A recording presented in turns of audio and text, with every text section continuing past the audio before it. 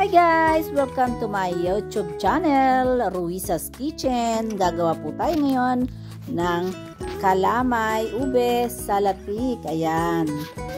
Let's get started. Ayan po, meron po tayo dito nga mga sangkap na pagsama-samahin natin. Ayan, 1 can of ube flavor. Ayan, meron po tayo dyang 2.5 cup na glutinous rice, 1.5 cup of rice flour. Ayan, ilalagay natin pagsama-samahin natin siya. At nilagay na rin natin po dyan pala yung ating coconut milk na 3.5 cup. Ayan.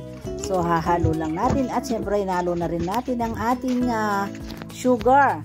At i-add na rin natin ang ating ube. Ayan, yung halaya. Ayan po. So, ayan, punong-puno ang ating lagayan. Kaya naluin lang natin ng dahan-dahan hanggang sa matunaw ang ating mixture. So, ayan. Sa kawali po, nakagawa na po tayo ng latik. Ayan.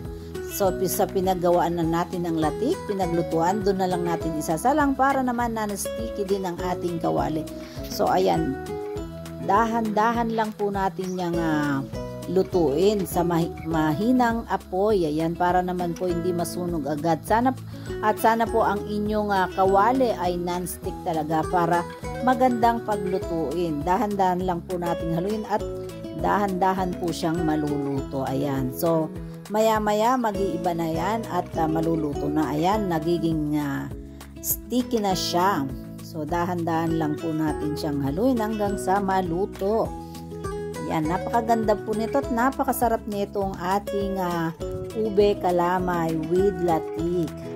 So, ayan po, tuloy-tuloy lang po natin siyang haluin.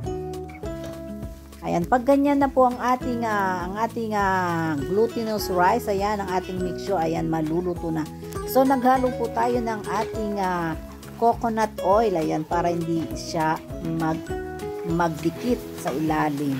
Ayan, napakaganda na po nito at sa isang saglit lang at maluluto na yan. So, pag nakikita nyo nang hindi na talaga siya nadikit sa kawali, so, okay na po yan. Naganda na po tayo ng ating bilao na paglalagyan yan at pinahiran natin siya ng coconut oil. Ayan po. At yung ating latik ay ginawa na po natin kaya ready na yan. Nahintayan na lang natin maluto. So, ayan po, ready na at isasali na natin sa ating bilao.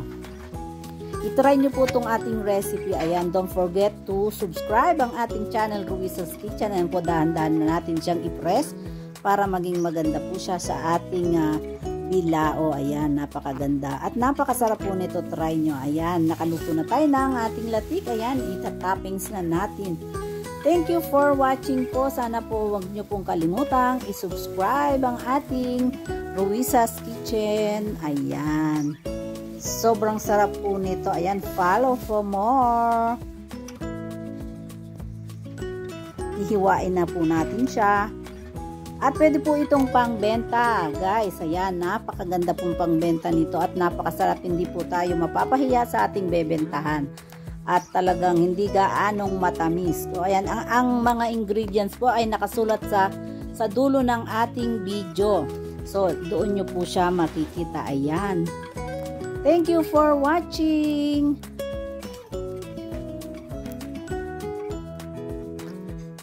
Please like and subscribe.